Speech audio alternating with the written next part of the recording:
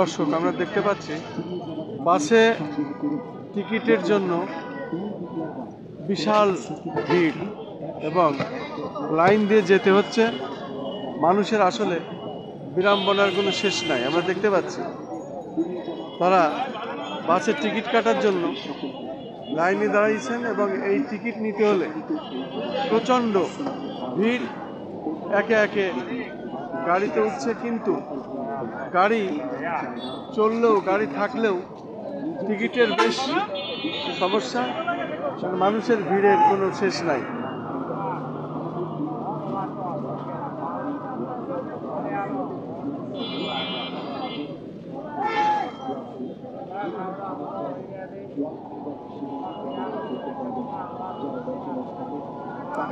কোথায় যাচ্ছেন আপনারা?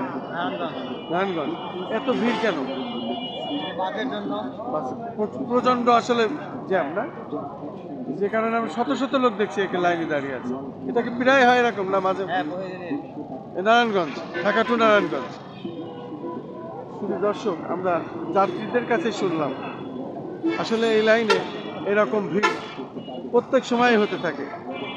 এইভাবেই থাকে, লাইনে দাঁড়াইতে হয়। বিশেষ করে নারায়ণগঞ্জ টু ঢাকা, ঢাকা টু নারায়ণগঞ্জ এরকমই ভিড় থাকে। আমি তারই ভিডিও ফুটেজটি ধারণ করছি এবং দেখে যাচ্ছি।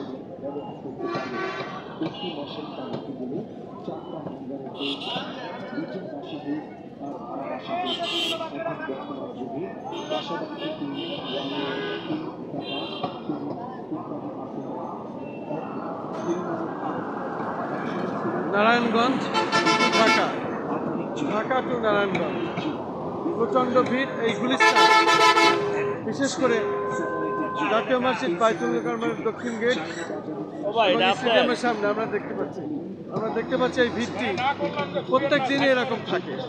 আসলে এটা একটি যাত্রীদের জন্য আসলে বিড়ম্বনারই একটি শিকার এবং যাত্রীদের জন্য এটি দুর্ভোগ।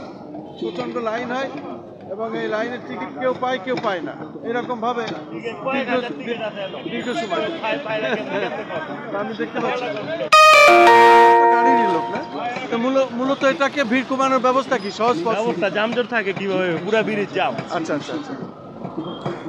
শুধু দর্শক, মূলত আমি গাড়ি কর্তৃপক্ষের জিজ্ঞাসা করলাম, বলছে গাড়ি খুব জ্যাম থাকে, সে কারণে এই লাইনে দাঁড়াতে হয় এবং সেই কারণে এরকম ভিড়।